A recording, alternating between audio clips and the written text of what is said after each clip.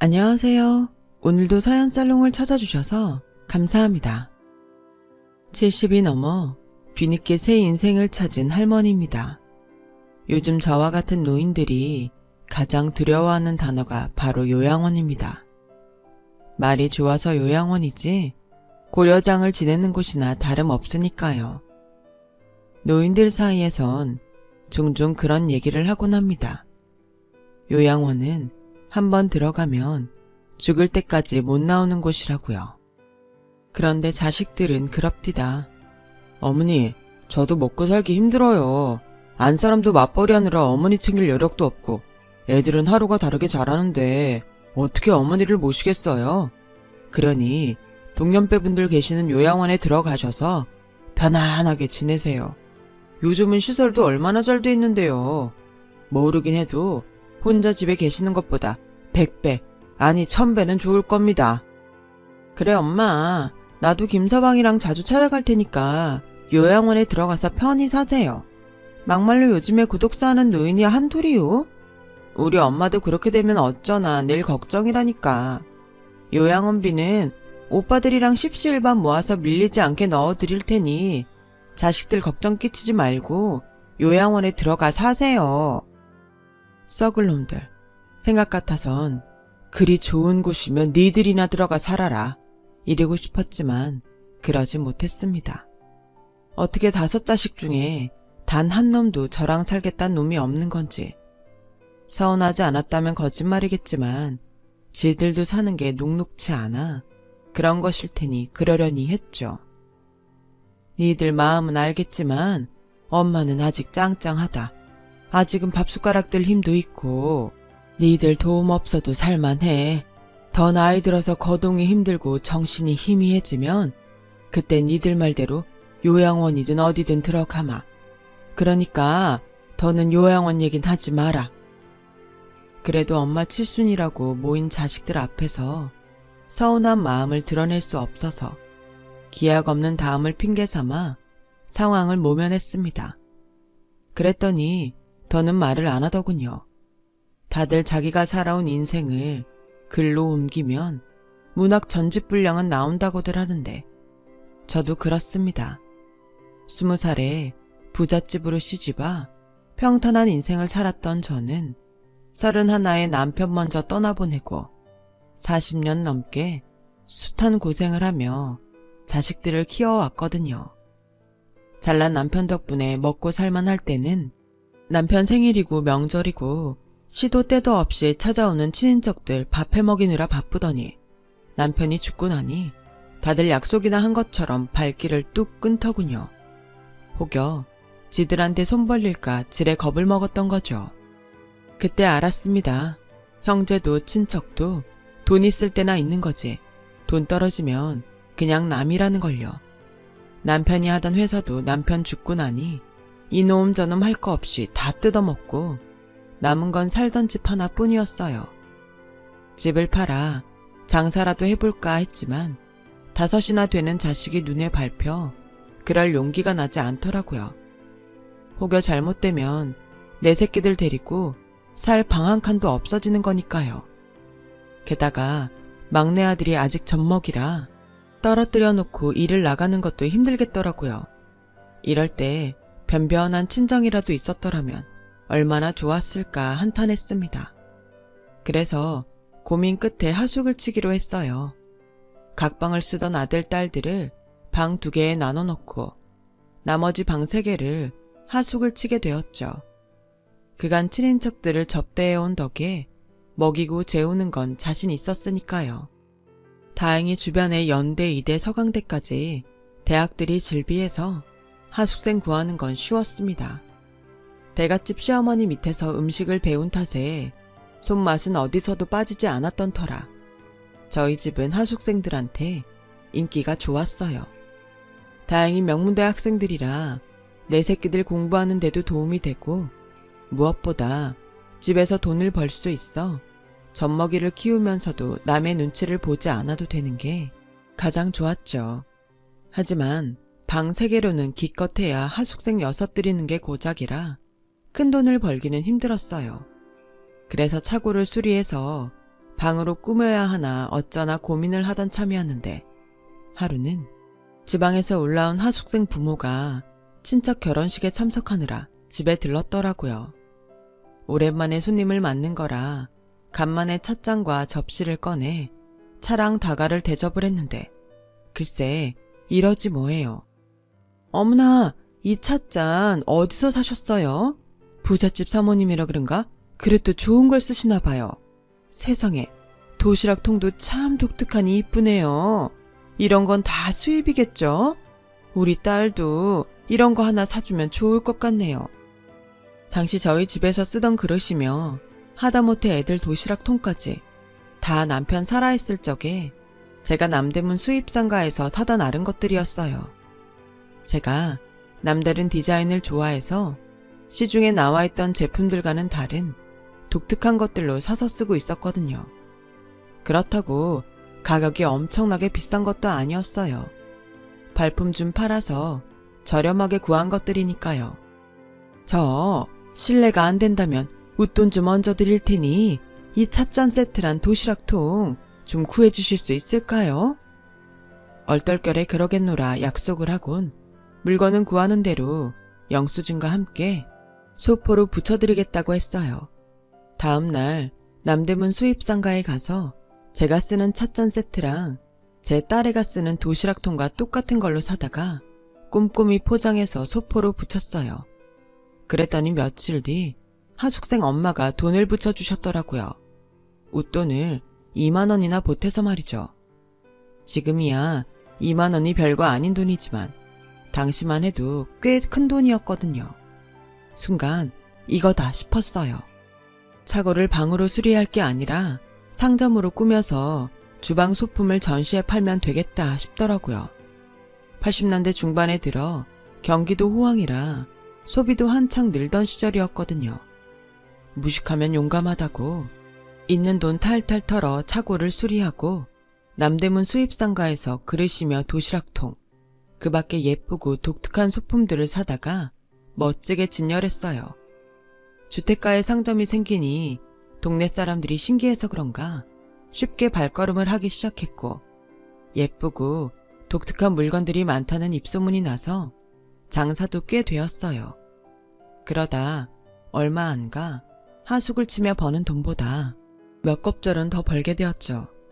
사실 따지고 보면 이게 다 저희 시어머니 덕분이었어요.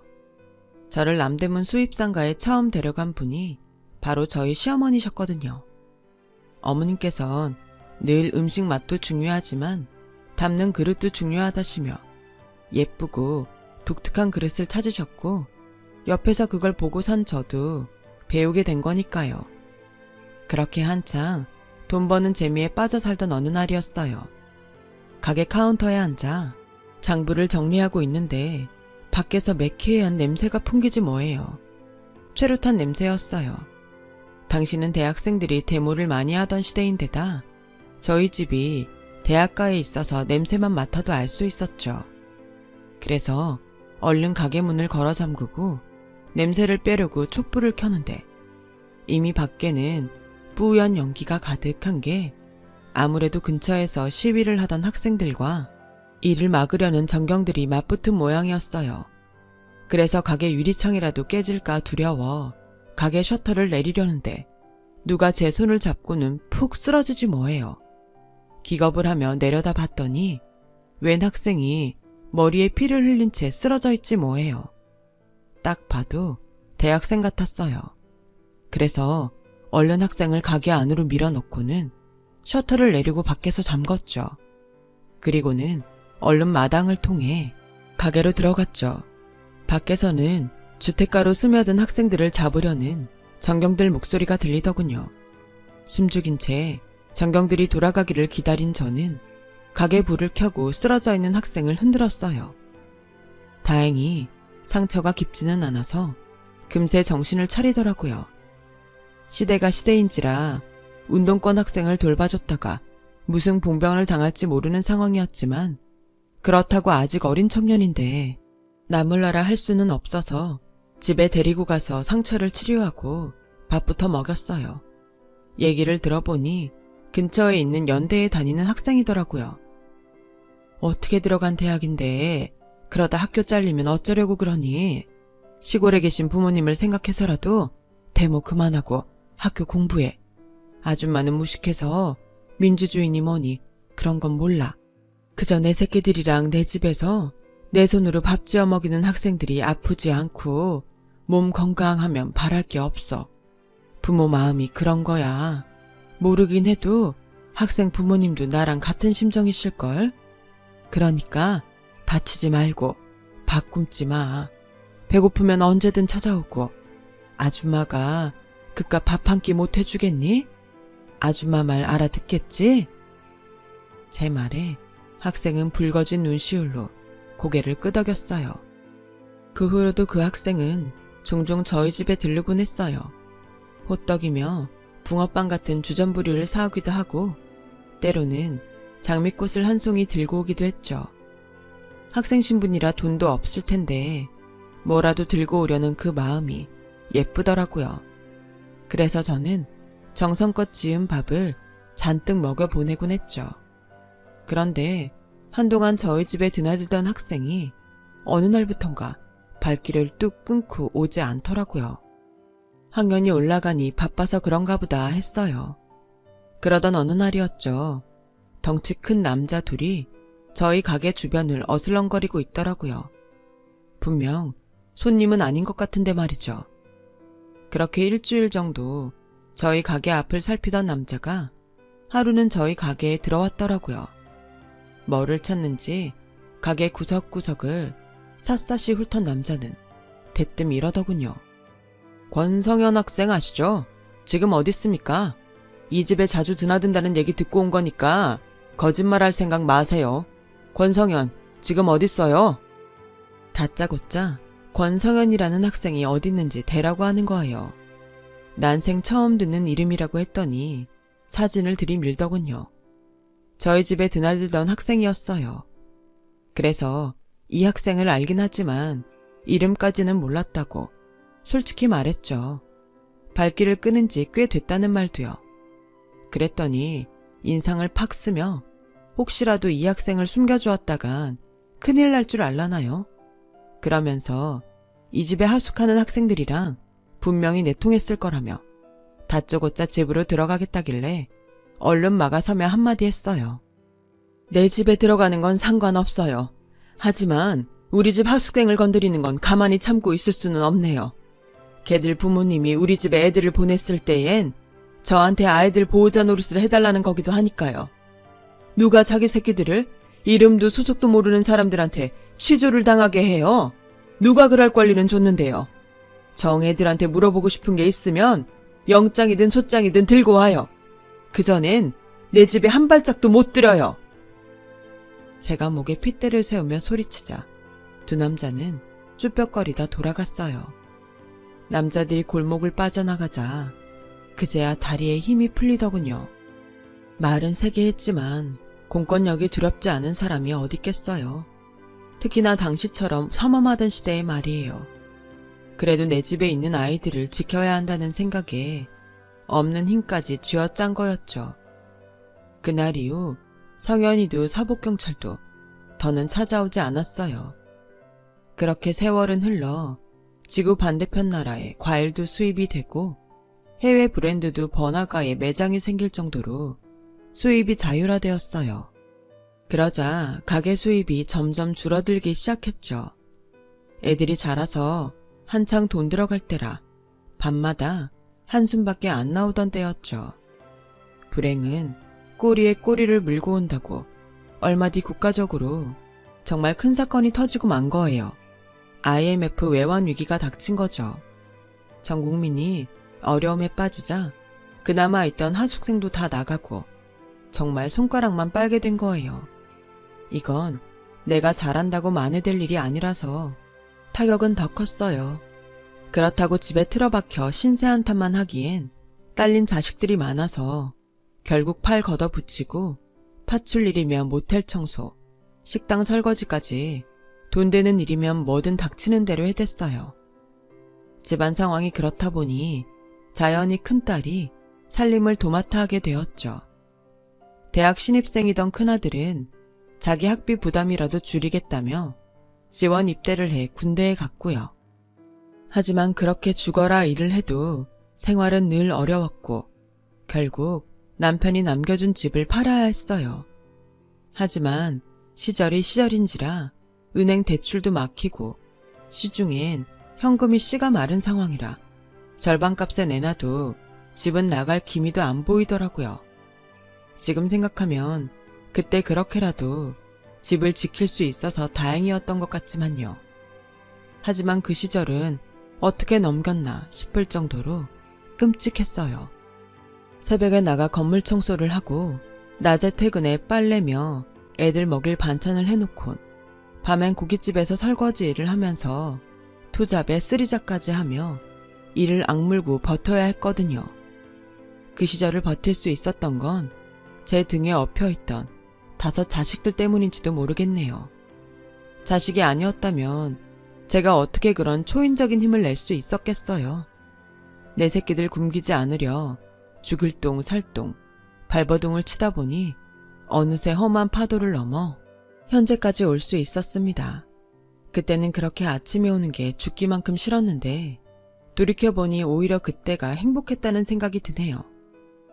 어느덧 자식들도 성장해서 각자 몫을 하고 살고 있지만 오히려 자식들 얼굴 한번 볼 새 없이 바쁘던 그때보다 얼굴 보기 힘드니 말입니다. 왜 아이들이 보는 동화 중에 행복한 왕자라는 동화가 있잖아요. 남들을 위해 자신의 모든 걸 헌신한 왕자 동상 얘기 말입니다. 힘들 땐 몰랐는데 살다 보니 제가 그 꼴이 되어 있더라고요. 등골이 휘고 손마디가 굵어지도록 일을 해서 키운 자식들이 지 부모 등골을 다 빼먹고도 더 뺏어갈 게 없나 눈에 불을 켜고 덤벼들지 뭐해요. 결혼자금이다 사업자금이다 하다못해 지 애들 보낼 학원비까지 구실도 참 여러 가지더군요. 누구는 늦음하게 자식들한테 용돈도 받고 산다는데 저는 그런 건 꿈도 못 꾸고 살았습니다. 제 생일을 기억하는 자식도 없고 어버이날이라고 카네이션 하나 달아주는 자식이 없으니 더 말해 뭐 하겠어요. 이게 다 내가 자식 교육을 잘못해 그런 거려니 하며 살 뿐이죠. 그런데 이것들이 뭘 잘못 먹었는지 제 칠순이라고 다들 집으로 몰려왔지 뭡니까. 그래도 내가 인생을 헛되게 살지는 않은 모양이다 했는데 그때 큰애가 집 얘기를 꺼낸 거예요. 어머니, 이 집 너무 낡지 않았어요? 구조도 엉망이라 거동하시기도 불편할 것 같고 노인네 혼자 사시기엔 집도 너무 크잖아요. 이참에 팔고 요양원에 가시는 거 어때요? 시설도 잘 해놨다는데. 그래요 어머님. 이이가 어머님 걱정에 통 잠을 못 이룬다니까요. 태풍 불면 집 무너질까 혹여 발이라도 헛디뎌서 낙상하시면 어쩌나 여간 걱정이 되는 게 아닌가 봐요. 그래서 말인데요. 이 집 팔고 우리 이 사업 자금 좀 대주시면 안 돼요? 부창부수 아니랄까봐 큰며느리는 지 남편 말에 장단까지 맞추더군요.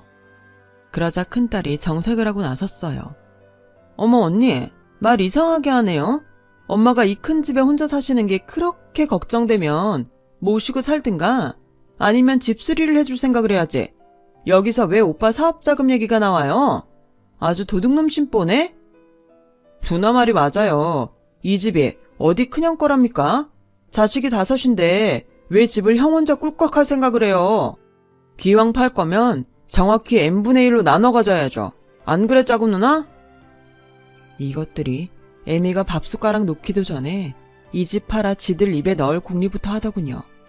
애초에 요양원은 핑계였고 목적은 바로 제 집이었던 거죠. 집값이 많이 올라 저희 집처럼 마당 딸린 넓은 집은 수십억도 넘는다더니 자식놈들이 그 소리를 들은 모양이었죠. 그 속을 알면서도 모른 척 아직은 내가 짱짱하니 요양원 얘긴 꺼내지 말라고 못을 박았습니다. 그러자 자식들도 서로 눈치만 살필 뿐 더는 말을 꺼내지 않더군요. 그렇게 그 일이 일단락 됐나 했는데 며칠 뒤 느닷없이 장정몇이 집에 찾아와 다짜고짜 저를 요양원에 데리고 가지 뭡니까? 내가 왜 멀쩡한 사람을 동의도 없이 이런 데 데려왔냐고 호통을 치니까 자기들한테 말해봐야 소용없다더군요. 그래서 당장 집에 보내달라고 했더니 보호자 동의가 있어야 된다나요? 내가 내 보호자인데 누구한테 동의를 받는단 말입니까? 전 그러면 제 자식들한테라도 연락해주세요. 내 핸드폰에 번호가 저장돼 있으니 전화 좀 해보라고요. 휴대폰까지 뺏긴 상황이라 직접 아들한테 전화를 해보라고 했더니 글쎄 뭐라는지 아세요? 5 자식들 동의하에 입원 수속을 밟은 거라는 겁니다. 순간 망치로 머리를 맞은 것 같더군요. 그래서 내가 병자도 아니고 사지도 멀쩡한데 왜 요양원에 넣느냐고 물었더니 저보고 치매랍니다. 치매. 이게 말이나 되는 소립니까? 어제 본 뉴스 내용도 정확히 기억하는 사람이 치매는 무슨 치매예요? 길게 말할 거 없고 날 여기에 집어넣은 자식놈들한테 전화나 걸어줘요. 내가 직접 물어볼 테니까. 그랬더니 이것들이 들은 척도 안 하고 저를 병실에 쳐넣더라고요. 그래서 당장 내보내달라고 버럭 소리쳤더니 옆 침상에 누워있던 할머니가 그러대요. 소용없어요. 자식들이 작정하고 보낸 것 같은데 무슨 수로 나갑니까? 괜히 힘 빼지 마시고 포기하세요. 별 수 있습니까? 그런다고 지부모 모시기 싫어 버린 자식들이 빼내줄리 만무한데 포기하세요. 둘러보니 병실 안에 있는 노인들 모두 체념한 표정으로 누워있더군요. 창살만 없지 감옥이나 진배 없었어요. 이런 곳에서 생을 마감해야 한다니 눈앞이 캄캄하더라고요. 그렇게 저는 하루아침에 요양원에 들어와 살게 되었고 1달이 다 되어갈 무렵 자식놈들이 몰려왔더라고요.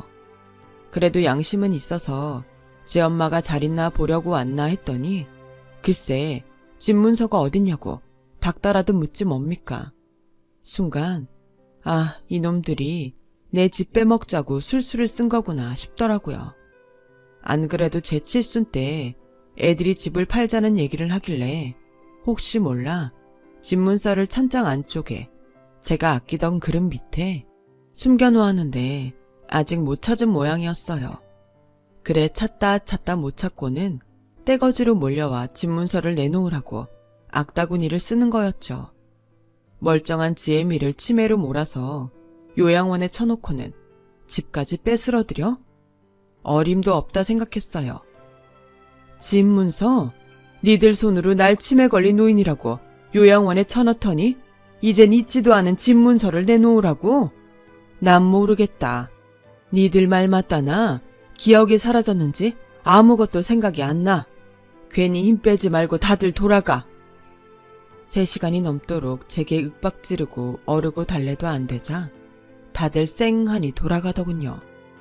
그날 밤 서러운 마음에 소리 죽여 울었습니다. 그 소리를 들었는지 옆 침상 할머니가 그러더군요. 자식도 품 안에 있어야 자식이지. 지들 가령 차려나가면 남입디다. 서러워 마세요. 우리가 자식 교육 잘못시킨 걸 누굴 탓하겠습니까? 옆 침상 할머니도 여기 들어올 때 자식들한테 비슷한 꼴을 당했다며 긴긴 밤 동안 저를 위로해 주셨어요.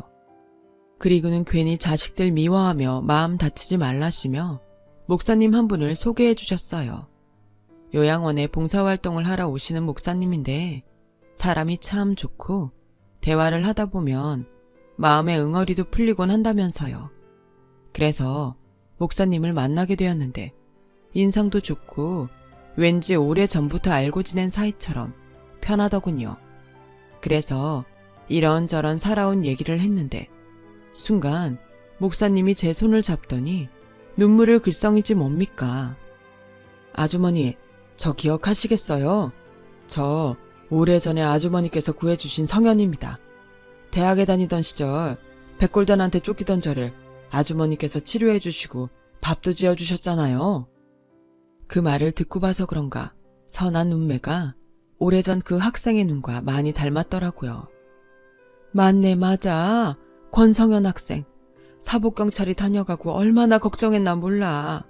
그런데 이렇게 목사님이 됐다니 다행이네. 정말 다행이야. 우리는 손을 맞잡고는 한참을 울고 웃으며 옛 추억을 나눴습니다. 그리고 며칠 뒤 전 목사님 도움으로 요양원에서 도망쳐 나올 수 있었어요. 늦은 밤 사람들 눈을 피해 집에 가봤더니 자식놈들이 집 문서를 찾느라 온 집안을 휘저어놔서 엉망이 되어 있더라고요. 다행히도 찬장 안은 앞쪽만 뒤지다 만 모양이었어요. 그릇을 들여다보니 안에 집 문서가 그대로 놓여 있더라고요. 며칠 뒤 저는 목사님과 함께 관할 경찰서로 갔습니다. 가보니 경찰에 연락을 받고 5 자식들이 먼저 와 있더군요. 저를 보자 이상가족 상봉이라도 하듯 달려와 몸은 괜찮냐는 둥, 그동안 얼마나 걱정했는지 아느냐는 둥, 마음에도 없는 소리를 짓거리더군요. 얘라 이 썩을 놈들아, 돈에 눈이 멀어 멀쩡한 지부모를 치매 환자로 몰아 요양원에 가두더니 경찰이 무섭긴 한가 보구나. 마음에도 없는 쇼를 하게. 그래도 소용없다. 난 짐승만도 못한 니들 용서할 생각이 없으니까. 경찰 아저씨, 이놈들 죄다 잡아 콩밥 좀 먹여주세요. 이 늙은이 소원입니다. 그러자 큰아들이 한숨을 푹 쉬며 그러는 거예요. 어머니, 왜 자꾸 이러세요? 저희가 왜 멀쩡한 어머니를 치매 환자로 몰겠어요? 그날 어머니가 하신 행동 기억 안 나세요? 어머니 칠순 때 저희가 찾아갔던 건 기억하세요? 그날 어머니께서 저를 돌아가신 아버지로 착각하시곤 한참을 울며 그러셨잖아요. 보고 싶었다고. 왜 이제 왔냐고. 그뿐인가요? 제 아내를 어머님이라고 부르시며 절까지 하셨잖아요. 지금이야 요양원에서 드신 약 기운에 일시적으로 상태가 좋아 보이는 거지. 약 안 드시면 또 그러실 거라고요. 오빠 말이 맞아, 엄마. 그날 우리가 엄마 그런 모습 보고 얼마나 놀랐게. 괜히 자식들 얼굴에 먹칠하지 마시고 요양원 가요. 네? 아주 오남매가 똘똘 뭉쳐 저를 치매 환자로 몰아가더군요. 이미 예상한 일이라 화도 안 났어요. 그때였죠. 목사님이 경찰한테 병원 진단서를 내밀었어요. 어제 병원 가서 진단을 받아보니 정수님 씨는 치매가 아니라고 하던데요. 오히려 저보다도 기억력이 좋으셔서 깜짝 놀랄 정도였습니다. 어머님이 치매라는 증거는 있나요? 병원 진단서라든가 처방전이라든가 뭐든 있다면 보여주시죠. 요양원에 계신 간호사분들도 다들 정수님 씨가 치매 증상이 없다고 하던데 누구 말이 맞는 걸까요? 당신이 뭘 안다고 그래. 우리 엄마는 자식인 우리가 잘 알아. 제3자는 빠지시고 갈 길 가세요. 지랄하고 자빠졌다. 니들이 날 알아? 오냐? 그럼 내 생일이 언제냐? 왜 대답들을 못해? 물에 빠져도 주둥이만 둥둥 뜰 놈들 같으니라고. 그래, 니들 눈엔 내가 치매로 보이는 모양인데 그럼 이건 어떠냐? 3년 전에 니놈이 회사 때려치고 치킨집 차린다고 나한테 1억 가져간 건 생각나냐? 니 형이랑 누나들한테 비밀화라고 신신당부했던 거. 그 말에 자식들은 막내를 죽일 듯 노려보았어요. 그리고 정연이 너, 네 신랑 만나기 전에 유부남한테 빠져서 그 집 안사람 만나 커피 세일 받았던 거 기억나냐? 남의 남편 넘보는 도둑년이란 소리 들었다며 억울해하길래 내가 그랬지. 남의 눈에 피눈물 나게 한 년이 그깟 커피 한번 뒤집어 쓰고 억울해하냐고. 그랬더니 네가 그랬다. 남의 떡이 더 커 보이는데 어쩌라는 거냐고. 그때 알아봤다. 니년은 인간 되긴 애당초 그런 년이라는 걸. 김서방이 밖에서 여자들 만나고 다닌다고 네가 소갈이 하는 거 보고 하늘이 무심치는 않구나 싶었다. 제 말이 떨어지기가 무섭게 김서방은 한숨을 푹푹 쉬더니 휑하니 경찰서를 나가버렸어요. 막내딸은 울상이 돼선 발을 동동거리더군요. 더 해주랴? 얼마나 더 하면 내가 치매가 아니란 게 증명이 되겠냐? 말해봐 이것들아! 서슬이 퍼런 제 모습에 자식들은 고개를 숙이곤 아무 말도 못했어요. 그러자 막내 아들이 무릎을 꿇고는 울며 그러더라고요. 엄마, 잘못했어. 엄마가 요양원에서 도망쳤다는 소리를 듣고 얼마나 무서웠나 몰라. 솔직히 난 큰형이 하라고 해서 그런 것뿐이야. 알잖아, 큰형 화내면 무서운 거. 야, 이 자식아, 너 혼자 살겠다고 이제와 배신을 때려? 집 팔아서 돈 좀 떼어준다고 하니까 너도 하겠다며. 그래놓고 왜 딴소리야? 저 혼자 한 일 아니에요. 정연이, 유경이, 재훈이랑 명훈이도 다 원해서 한 일이라고요. 그러게, 진작에 집 팔아서 우리 줬으면 우리가 이렇게까지 하진 않았을 거 아니에요. 이거 다 엄마가 자초한 일이라고요. 나이 먹었으면 욕심 그만 부리고 자식들한테 나눠줄 생각을 했어야지. 왜 그렇게 욕심을 부려요? 이날이 때까지 엄마가 우리한테 해준 게 뭐가 있다고. 그 말에 도저히 참을 수가 없어서 큰아들 뺨을 치고 말았어요. 해준 게 없어? 그동안 죽어라 이래서 니들 다섯 키우느라 내 청춘도 가고 내 몸도 망가졌다. 그래도 단 한 번도 니들한테 생색내거나 원망한 적 없다. 왜? 부모니까. 내 새끼들이니까. 그런데 니들 눈엔 내가 부모로도 안 보인 모양이구나. 해준 게 없으니 집이라도 내놓고 사라져라. 나는 그렇게는 못하겠다. 내가 잘못 키운 내 새끼들 이제라도 제대로 훈육을 해야겠거든. 니들 똑똑히 들어라. 이 시간 이후로 니들은 내 자식이 아니다. 멀쩡한 나를 납치해서 강제로 요양원에 집어넣고 내 집을 뺏으려 했던 강도, 그 이상도 그 이하도 아니야. 니들 죄는 법정에서 판사님한테 받도록 해라. 선처는 없으니 다신 연락하지 마. 자식들은 그제야 저를 붙잡으며 잘못했다 용서를 빌었지만 저는 도저히 용서가 안 되더라고요. 그래서 목사님 도움을 받아 경찰에 제 자식들을 납치 및 감금 등 여러 죄목으로 형사 고발을 했습니다. 부모가 돼선 자식들한테 어떻게 그럴 수 있냐고 하시겠지만 지금이라도 단죄하지 않으면 저것들이 남한테 또 이런 짓을 벌일지 누가 압니까? 아파도 내 손으로 처리를 해야죠. 그리고 제 집은 팔아서 목사님이 운영하는 보육원에 기증을 했습니다. 저는 보육원 내에 목사님이 마련해 주신 집에서 살고 있죠. 자식들한테 버려진 저나 부모한테 버려진 아이들이나 다들 정에 굶주린 탓에 서로 애틋하게 지내고 있습니다. 자식 농사를 잘못 지은 죄는 이렇게 갚아 나가려고 합니다. 여러분의 부모 자식 연은 순탄하고 행복하길 진심으로 바랍니다. 긴 사연 들어주셔서 고맙습니다. 여러분, 사연 댓글에 응원과 현명한 조언 부탁드려요. 좋아요와 구독은 저에게 큰 힘이 됩니다. 오늘도 좋은 일 가득하세요.